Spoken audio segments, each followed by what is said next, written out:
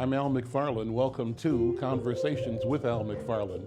And you know, it's all about the neighborhood. This is a conversation about how we build our community, our neighborhood, house by house, family by family. We're focusing on business creation, business development, economic development, and culture. Check out our new website at insightnews.com.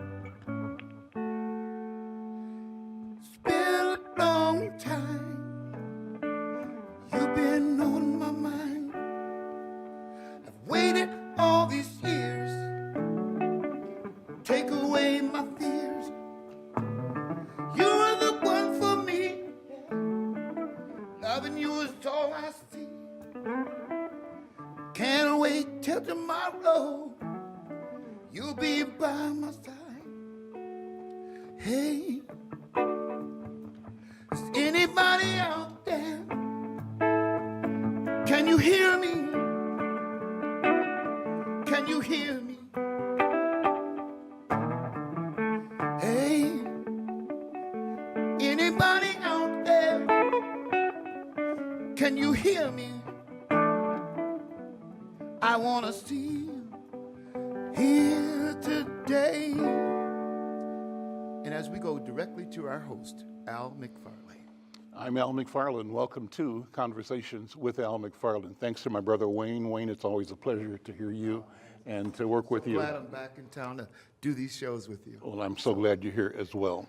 Now, today, as promised, is a robust conversation. We do this because we think it's important to tackle critical issues in our community.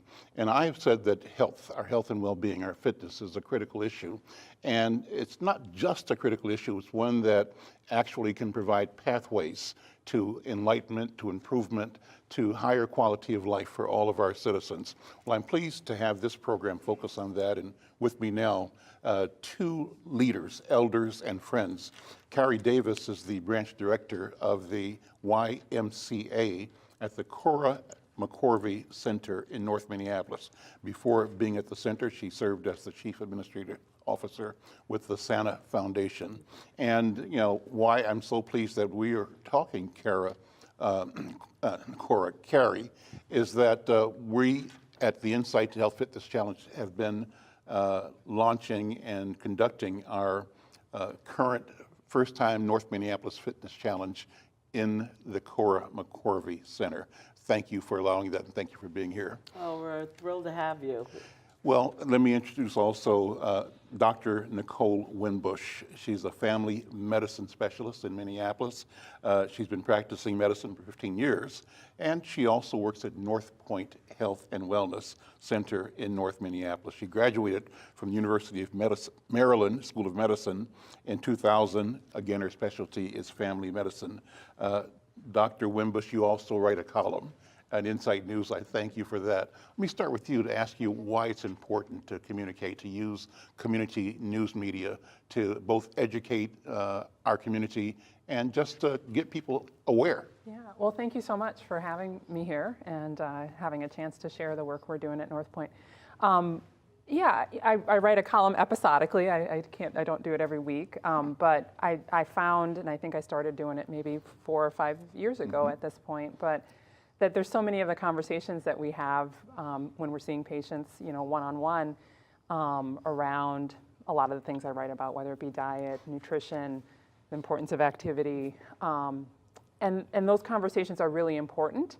But in the context of a 10, 15, or 20-minute office visit, a lot of times you can't go into the detail to really give people the story and the information that can then help them decide how to implement that in their life. So to be able to write a column in a paper, hopefully reach more people than are coming in to see me in clinic, felt really important, and it's also something that I use as a tool, because when I would see patients, I'd say, oh, well, we talked a little bit about this, but either go to Insight or look this up, or sometimes I compile them in a separate website just to be a resource. And I've been pleased and surprised at how it does reach people. I think maybe this winter I was walking into the library over in South at the Hosmer Library, and I don't even think I'm that recognizable from my picture. And somebody said, "You write those columns for Insight?"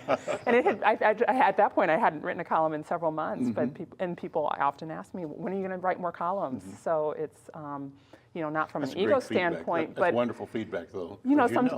sometimes when I think, is it worth doing this, or is the message getting out there? Because that's really what it's about. But it's been pleasing, and I think at North Point in general, we're continually trying to find, what is the best way to reach our patients and our clients, aside from hopefully hoping that they can come to North Point and access services as well. North Point is what I call a legacy institution. It's a major health resource for North Minneapolis and beyond. And it's been there. It was created back in the anti-poverty days as part of the Great Society. And it's uniquely a county facility on the one hand, but controlled and managed by a neighborhood board of directors. Right. So it's a wonderful way to empower, enable residents of the community to direct the care they receive, to establish priorities, and to expect top quality service. What North Point has done has delivered on the promise. Talk about that. Wow. I'm not a native Minnesotan, but I've been here now for, 12 years or so, and certainly working at North Point for most of those. It is really incredible, the history that we have in our community. And I think we're going into our 50th year this year, our 50th anniversary of providing services, community health services in our community. And, I think it is powerful. We really do aim to be this one-stop shop to, from the guidance of our community board, which is majority made up of our patients. As you said, we are kind of under county affiliation, but our board, who are patients at our clinic, really determine kind of what happens, to be guided by those principles. And so our mission is really to partner to create a healthier community. And I think we really see, which is probably where this conversation will go, health as being certainly more than just treating sickness or the absence of disease. It really is, we are the North Point Health and Wellness Center, formerly Pilot City, but I think this idea that we really need to have a very broad conception of what contributes to the well-being of individuals, which we know is really the well-being of the community. And so whether it be the direct health services we provide around treating disease or prevention, the human services around trying to help people through different means with education, economic empowerment, stable housing.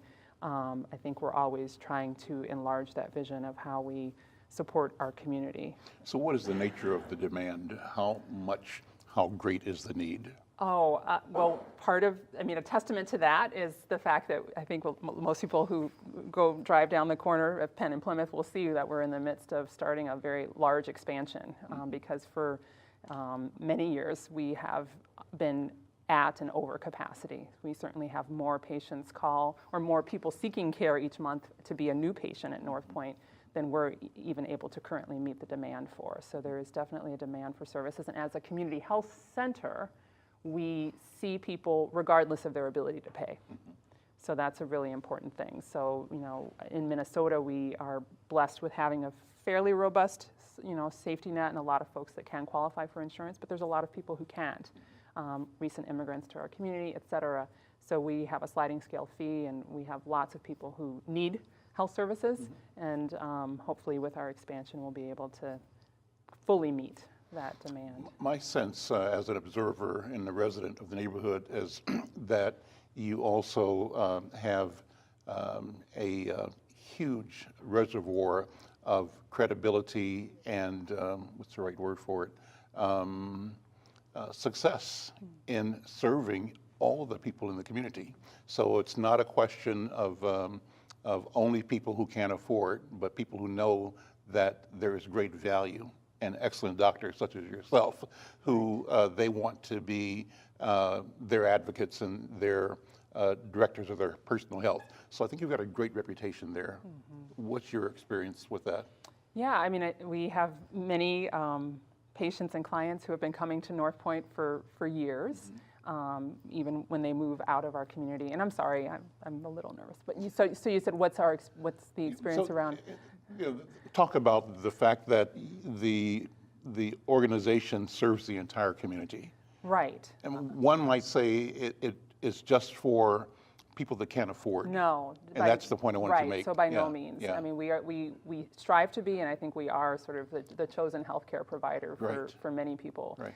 We certainly want to be there for folks who, as I said, don't have insurance and don't have the ability to pay, but we really strive to provide excellence in service across the board and to be responsive. I mean, there are very few places that you can go where, you can, have a pharmacy on site, an eye doctor, a full service dental clinic, a full service medical clinic, a host of other services. So I think from the convenience standpoint, from the quality of care, we are the first community health center in Minnesota to be certified as a healthcare home, and to regularly meeting and exceeding a lot of the quality measures that are set forth for community health centers. And you have more facilities. You have West Yes. Broadway.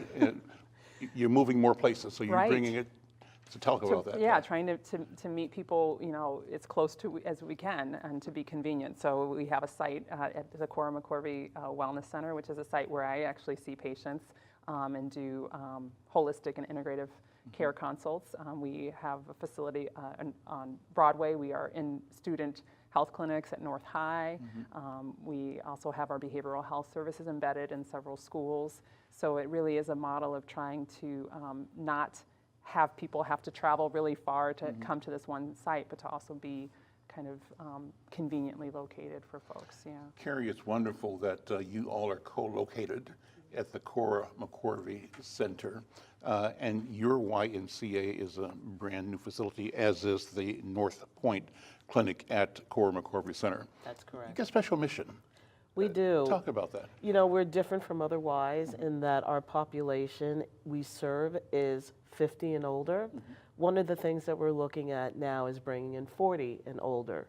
But we focus on the mature adult, and we talk about the benefits of health and wellness and nutrition. And we utilize exercise, group X classes, as well as individual training to show older adults how to do this really specialized for their needs, where a Zumba class that I might have taken 10 years ago is hard pounding, fast moving, we adapt for the older, mature user. We think about our strength class, and it's really about building on the individual strength rather than throwing up, barbells. And it's really a community. One of the things that I learned in coming in as the branch director is that the members there, this is their home. This is where they come and they meet their friends. This is where they come and they get that spiritual connection with each other, as well as understanding the importance of exercise.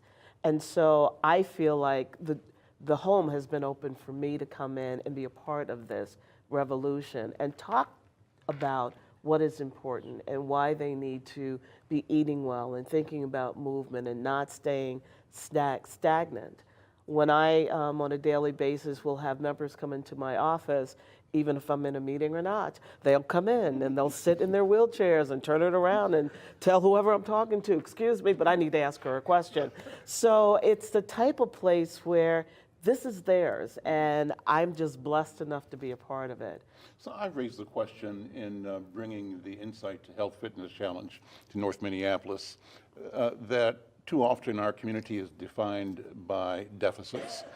We all know that North Minneapolis, they say, is ground zero for all of the health disparities that our state has experienced. So I've raised the question, Dr. Winbush, about this notion of a blue zone. And my understanding is that researchers have identified a number of communities around the planet where people live long, they have high quality lives, and the question is, how come North Minneapolis, what would it take for North Minneapolis to be a blue zone? So I pose the question to Kari and others, what if we start this conversation about our neighborhood being a blue zone by the year 2040?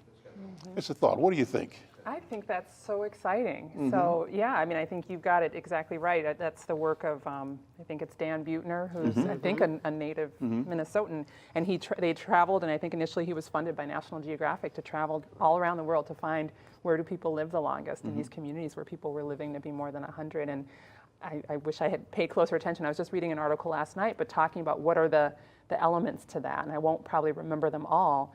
But one thing that I think you were just touching on is this importance of the power of community and the power of a sense of belonging, and looking at some of these other communities and how culturally that presents itself. So I think in Okinawa, which is close to Japan, there's a whole cultural tradition of these women who, so much in our culture often can be around couples and romantic couples, but they're when women are a young age, and maybe the men do it too, but they get tied together in these communities of co-responsibility and co-caring, and they're really with this cohort of women, they're committed for life. And so that's one example, but I think how do we in North Minneapolis really make sure that everyone has a sense of a belongingness, whether they're have been here for generations or a recent transplant to the community. Walkable communities, that was another thing, that it's nice to have a gym and to be able to go do purposeful exercise, but also part of the thing that helps us to live longer is to be able to have activity that's a part of our daily life, and that a lot of that's about walkable communities, which I know there's talk about in the larger Minneapolis as a city and obviously broadly, but how do we specifically kind of adapt that to North Minneapolis? And then obviously the food, and which is near and dear to my heart, and we all have to eat, and so there's a lot, and it can be very confusing for people, what's the right diet, and not that there's one right diet for folks, but really having I guess what I recently heard it called a plant-forward approach to eating, right? How do we really make sure that people are eating a diet that is rich in fresh vegetables and fruits and plant-based foods, and maybe some meat as well. So there were some other elements, but and so how do we make that a reality in North Minneapolis? And I think people are doing that work. I think they are. So many people are doing that work, and you really start to see people who have been doing this work for years starting to get traction, and it's so exciting through all of the food justice work, through Appetite for Change, through organizations like Cora McCorvey Wellness Center. And Al, when you brought it up to me, one of the things that I was so excited about is that I've been able to talk to Dan Buettner about his work and what that looks like, and thinking about the opportunities we have at the YMCA and working with our residents. A lot of the nutrition pieces are around cultural experiences. So how do we take that and not disregard that, but show them how to do it differently with their input? Because what I've learned about our Forever Well population, you can't tell them what to do, they have to be part of the process. And that community that you talk about is, we don't have a gym, but we are connected with a senior facility. And so there's a way that they can walk around the building without even going outside, and they do it in groups. And so it makes them want to come there. So when we think about the traditional plan of working out and getting your exercise in, for them, it's about coming together and even walking 2,000 steps in a morning and then sitting down and talking and then getting up again. All of that is about building a healthy human being. I want to thank both of you. We're going to talk to the participants, the leaders of the Insight to Health Fitness Challenge in a minute, but Dr. Nicole Winbush, thank you for your service, your leadership. Kari Davis, Branch Director at the YMCA, thank you for hosting the Insight to Health Fitness Challenge and for the value that you and the YMCA organization bring to our community. Thank you so much. I'm going to close with Wayne. Wayne's going to surprise you and our listeners, our viewers, with some wonderful music that you're going to be part of. This is amazing. Wayne. All right. So now make sure the cameras can get them and me at the same time. Here we go. All right. Producer. I'm just traveler, cowboy, I'm coming to your town. I'm just dreadlock. I'm just a cowboy coming to your town. Every time I see you, you make my heart go wild. Every time you kiss me, you make me want to smile. Every time you squeeze me, I'll do anything for you that you say to me, 'cause I wanna be a cowboy tonight. I'm just dreadlock cowboy. Well, I'm coming to your town. I'm just dreadlock. I'm just a cowboy coming to your town. Now this is what I say to my doctor. No woman, no cry. No woman, no cry. No woman, no cry. Come on now. No woman, no cry.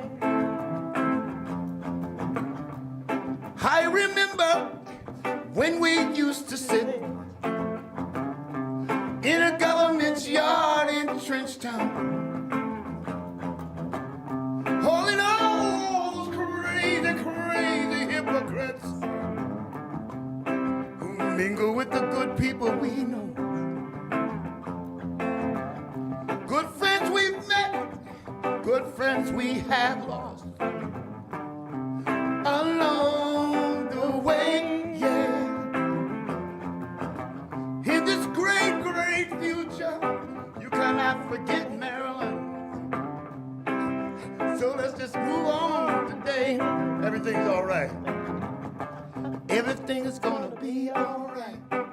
Everything is gonna be all right. Everything is gonna be all right. Everything is gonna be all right. Everything is gonna be all right. Everything is gonna be all right. Everything is gonna be all right. Everything is gonna be. So no woman, no cry.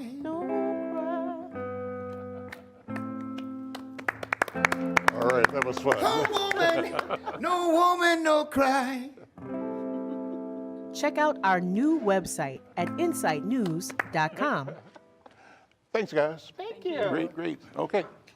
Applause, applause. The crowd goes wild. Let's get the next crew in. Thank you. I'm Al McFarlane. Welcome back to Conversations with Al McFarlane. Glad to continue this conversation on health in our community. The last conversation we had Dr. Winbush and Kari Davis from the Y talk about institutional structures to support the health and well-being of our community. But my guests here at this table are practitioners guiding people in our community towards robust, fulfilling, activity-directed lives that will support our health as individuals, and we think our health as a community. I raise the question, what if North Minneapolis could see itself as a blue zone? What if? And how do we start that journey of 10,000 miles with a single step? Well, one of the crews that's making that happen now are my colleagues, the leaders of the Insight to Health Fitness Challenge, which we are conducting right now in North Minneapolis at the Cora McCorvey YMCA. The company is Noor Elite Fitness. The leaders are Shay Sandifer and Val Florentine. Val is a certified Zumba instructor, and Shay is a figure body builder. And they lead a phenomenal and awesome class 4 days a week, I think. Monday, Tuesday, Thursday, Friday, and Saturday with all together up at the YMCA. Plus, they're doing a gazillion more classes in North Minneapolis. Also at the table, a partner in this enterprise is Femi Akinagbe. His company is called Body Dharma Healing Arts, and he teaches yoga and meditation. So I want to talk about all those things and how we've come together to bring an opportunity to change the narrative in our community about health and wellness. First of all, Shay and Val, thank you for doing what you do. And I'm so impressed with you and your company and your spirit at Noor Elite. What's the basis, the background? How did you create the Noor Elite model? Well, we came together, the model, we came together as mothers and as life coaches. Our life paths came together and we found that we had the same passion that that was part of our lives. We went through similar situations that have guided our lives to where we are today. We're both educated women who've worked in corporate America, and at some point in our lives, in our life path, we pulled back and realized that that was not, for me personally, that was not where I wanted to be. And we've gone through divorces and such. We're both mothers, and as we went through our divorces, me for one, I decided to completely quit corporate America. And as I was listening, I see that I was listening to your last segment, and you're so passionate, and everybody at the table so passionate about North Minneapolis and making it a blue zone and working within our community. And I live, I play, I eat within my community. I ended up being in North Minneapolis when I got married, and I often wondered why I was there, and realized after years why I was there. It came, and we're here, right? And so what led me to fitness was the simple fact that I was listening to the radio and listening to the disparities of health and wellness in North Minneapolis, and the numbers, the data was astounding, and it really hit me. And I said, I need to do something different. And so on my personal journey, I went and got certified for Zumba, and within a month, I knew where I wanted to be. I knew exactly where I wanted to be, and I've not moved from there since, because I've, from my personal story, you've been impacting lives. But when Shay and I came together, we started working with Black Women's Health Imperative. Black Women's Health Imperative. We went on a conference. Yes, we were approached by Pillsbury to be lifestyle coaches, and they certified us. And what lifestyle coaching is within North Minneapolis is just wonderful. Working with 150 women so far who are pre-diabetic and overweight. And we meet with them every week. We've coached them for a year long, and we've built community, we've broke down walls, and so on and so forth. So when Shay and I came together, we met, and at a critical stage. In our life. I think in both of our lives and in the community. There's been a lot of change over the last 3-4 years in the north side. They're really trying to make it a blue zone, like you're saying, Al, and just bringing the awareness of the disparities, like she said. Right now, Black women are the most educated in the United States, but we're also the most overweight, obese. So combine those two, you're getting a lot of people that can't work. And then it's becoming generational. And it's impacting the household. It's impacting the whole house. The kids now are overweight. And, so same thing as Val. I've lived on the north side for years, left, went through a divorce, came back, and that's where my heart is. And so I found it through fitness. That was my journey to get, instead of going into a dark, deep depression for years, I came out lifting weights with a bang. And I said, not only am I going to lift weights, I'm going to change lives. So I'm going to be a figure bodybuilder, I'm going to compete, and I'm going to show women of color that we also can get on stage and take control and back of our lives, that, things have happened. You don't have to stay depressed. You don't have to live in this bubble just because these things have happened to you. On top of it, I became a manager of a farmer's market on the north side, so I run the Camden's Farmer's Market. And that's really passionate to me because people don't understand 80% is diet. So you can exercise all day, all night long, but if you go back to eating cheeseburgers, you're not going to see a change. So we have to get our mind and the way we eat and realize our body needs fuel and good fuel. So you need to start where it all started years ago with our ancestors growing vegetables and bringing that into the home and showing how to cook those so that, your kids like them. My kids eat vegetables all the time. Sometimes they don't even know they eat vegetables, but they're eating them. And so when we combine those worlds and you combine, Val and our styles are totally different, but it works. It totally works. And because we have one goal. Yeah, we have one goal, and it's to work within the community, and it's to make it culturally appealing, and inviting, and always building a community around all of the work that we do. So we know the women and the people that we work with, not only as fitness instructors, but also as friends. So it's very important in our culture to build community. And so that's. Let me say, you say community, and I really believe that, but what I'm learning about you is you're building a movement. It is a movement. It's a People movement are that- regarding Val and Shay as a force to be reckoned with, and that you are all over the place in the positive and right sense of that phrase. You're providing service, leadership, direction, instruction to a lot of people all day, all week long, and they're wondering how you have the energy to do it, but you are prevailing and persisting. I think it's because it's not work for us, it's our passion. And so when you have your passion, it just flows and it just comes naturally. We both love helping people. We love seeing people excited. We love seeing people sweat. We love the questions. We love when we walk in the room, people are like, I'm so sore from 3 days ago. That's good. Let's get in it. You got 5 minutes to warm up. Let's go. Let's move. And you we're know, also, go we're ahead. also therapy. therapy What I've for us, been, yeah. it's not only therapy for us, but we know that we are therapy and we are medicine. There's so many of, I call them my divas, who come to me after and they're like, hey, you know, I needed this class today. And I believe that. I believe that because I was in your shoes and I needed that class to get through. I needed to re-energize me. I needed it to get me out of this depressing state. So I understand that. So we are not only, we're like, I mean, They're family. We're It's your family. And it's so, and we're so passionate about the work that we do that it really literally comes naturally. Our styles are different, but we mesh. And because we have that one goal, and that one goal is our community and getting them healthy and getting women excited about, there's And nothing men, more, and and men. men, you know, And men. they're coming little by little. Yeah, they are. They're coming to us. Yeah. They're coming Well, let me little by tell you, little. So let me tell the story. You know, when Batala brought you all to Insight News to say these guys should be our partners for the Insight to Health Fitness Challenge, my first response was great.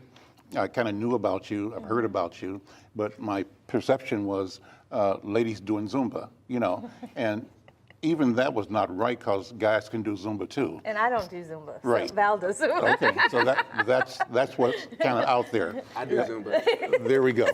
There we go. But when I started the class with you, she asked me one day, how was the class, Dad? You know, how was it? And I said, look, this was the best fitness class I've ever had in my life.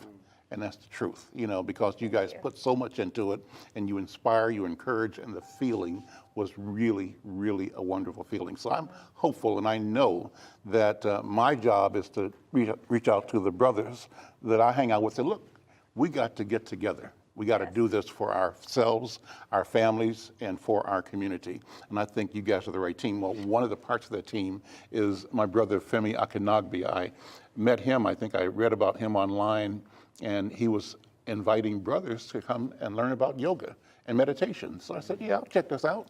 And I went, and I was so impressed that I invited him to join us in this enterprise. Femi, meditation and yoga, how have you come to those? And talk about your background. How did you come to where you are now? You've got a great story. Yeah. So it's really quite a blessing to sit here and listen to these two talk, because listening to both Val and Shay, it reminds me about how much growth, how much healing comes from challenge and suffering, right? So talking about your own experiences and things you've been through, and how we often have a decision to make when we do have challenges, and whether or not we become embittered and worse for it, or if we use it in some way, shape, or form to grow. And you know, it sounds like that's what you all have done. I feel like just healers in general, like that's the decision that they consistently make. So we try to, in some way, shape, or form, grow from it. So, you know, my own journey, it bears witness to the same. I've mentioned to you before that my very first memory in life was hearing my father beating my mom, and how challenging that was, and like all the different scary things growing up in a household where there just was a lot of instability. And because there was so much instability in my household, one of the things that I really sought was ways to understand the world such that I could have peace in my mind, peace in my heart, and gain some insight into how to not have such a chaotic internal world and external world. And that led me to a lot of the journey, just exploring different religions. So I grew up in the church, and very, very devoted for much of my life. And still Christianity remains my mother tongue. But in more recent years, I say for the last 14 years or so, I've been studying and practicing more Buddhist meditation as well, because I find that has been helping to, meditation helps to speak to and soothe the heart in a different way for me. And additionally, there's just a ton of research that supports the efficacy of meditation and calming and focusing the mind. And with my other professional and scholastic endeavors, I find that meditation, it really helps to couple that. And sitting and meditating, amazing, it's great. And I've been an athlete my whole life, and I needed a way to help combine both what we do with the mind with the body as well. So yoga just seemed like a natural fit to moving into opening up the physical body, so that I might be able to open up the mind as well. Yoga, meditation, you're also a martial artist, right? I am. I'm a black belt in the Ten Shin Pai system of Shaolin Kung Fu. Mm-hmm. Yeah, and I just picked the martial art with the longest name on it. Yes. Some people like karate. Yeah. I was like, nah, let me get the Ten Shin Pai, da. And you're also a medical student. I am that too. I'm a third-year medical student at the University of Minnesota, UM. And that's for me, that's the combination. And so when I was in your yoga class last Thursday, as you were describing the techniques you were showing us, teaching us, I said, he's actually in a classroom and he's rehearsing. That was the impression I had. He was describing what this muscle does and what that does and why this does this as he was putting us through poses. So I'm sitting there. He has a test tomorrow. So I I'm doing that, but I said, this is not just this. Yeah. I think this cat is rehearsing and remembering. So that's the feeling I had. Honestly, sometimes when I have an exam coming up and I'm teaching a class leading up to that, then that'll help to inform the class that I'm teaching, in addition to some of the other things that I like to add into the classroom, socially, politically, internally. I like to weave in what we see in society and also integrate that with what's going on in the body. So how does stress manifest in the body? How does trauma manifest in the body? How does depression and sadness manifest in the body? Well, a lot of times when people feel these feelings, they close up along the front line of their body, they crump down like that. So if we engage the front line of the body with heart openers, we stretch out the pectoralis muscles, we bring the rhomboids closer together, and it helps to, again, integrate someone I'm learning in medical school, but also just the practicalities of how to live in these bodies in ways that create less suffering and live more fuller lives. I feel that you're on a mission just like Val and Shay are. The mission in one part of it that I've seen so far is your commitment to introducing the knowledge you have, integrating both your academic and your experiential activity into a curriculum that our community can both have access to, ingest, and grow from. Am I saying that the right way? Absolutely. Growing up, my family was very poor. We didn't have health care. We didn't have access to a lot of things that much of America has. And you're Nigerian. Yeah. You're Yoruba. You're exactly. And Yoruba. you and I connected because I'm a Yoruba. There we go. Okay. Al was teaching me some Yoruba the other day. So. But, finding that they're just, we all want to be well. We all want access to health. But for different reasons, we don't all get that. So making the classes, making what we do accessible so that our people can have access to it, because much of the way yoga meditation has been brought forth in our Western society and popularized has been through one specific paradigm. And God bless my white sisters and brothers and how they practice yoga and meditation, but they're not the only individuals who have access to these practices. Yoga and meditation, particularly Buddhist meditation and yoga, come from the East and were invented by people of color. And so, bringing it here to the West, I think that the dissociation that many of our people feel from it has been because it's come through one specific lens. And one thing that I like to do with my work is help people understand that we are embodied people, right? That's just how we move through life. And so the idea of recognizing that innate embodiment and bringing some mindful awareness to that, to serve in our healing process, that's something that comes very natural to us. And I'm always surprised at how natural it is when people who tell me they can't do this yoga, they can't do this yoga, how when you just get them to sit down, let me get 10 minutes with you, 10 minutes, how easy the practice of being embodied comes to them. What is mindfulness? Who wants to jump on that? What is mindfulness? I'll tell you, I just taught introduction mindfulness class a couple weeks ago, and I have no idea what mindfulness. It's like, what is Having taught it, right? Yeah. I think it's a phrase, it's a word that gets thrown around a lot in our society right now, and it actually can be very amorphous. People have no idea what mindfulness is.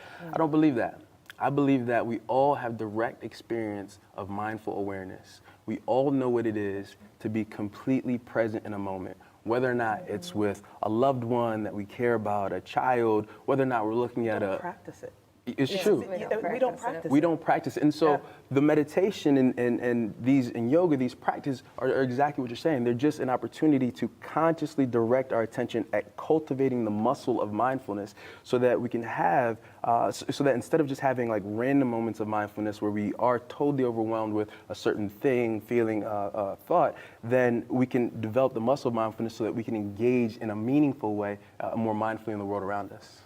Let me do this. I want to thank all of you for being here. Thank you for the partnerships that we are exploring and creating among each other, among our businesses and companies to help focus on the idea that our communities can be healing, self-healing, that we can direct our health, that our health is our wealth, that our health is our business. Yes, it's our business, and we got to pay attention to our business. And so I am celebrating the fact that we have decided to work together to bring this value to our community and to demonstrate. Thank that you. this is We doable. thank you for This this is doable. opportunity. Thank you. Working with you guys, working with the Y, introducing us to Femi. So. Great.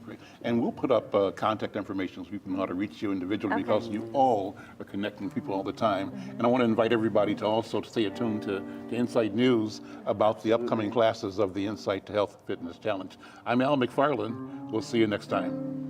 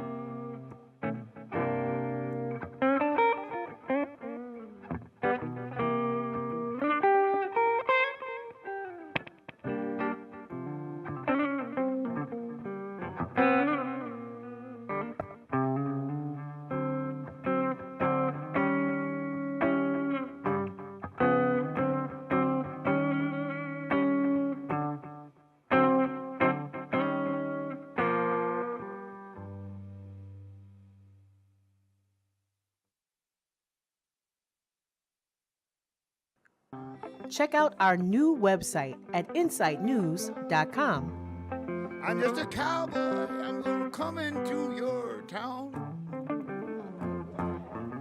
Every time I see you, you make my heart go wild.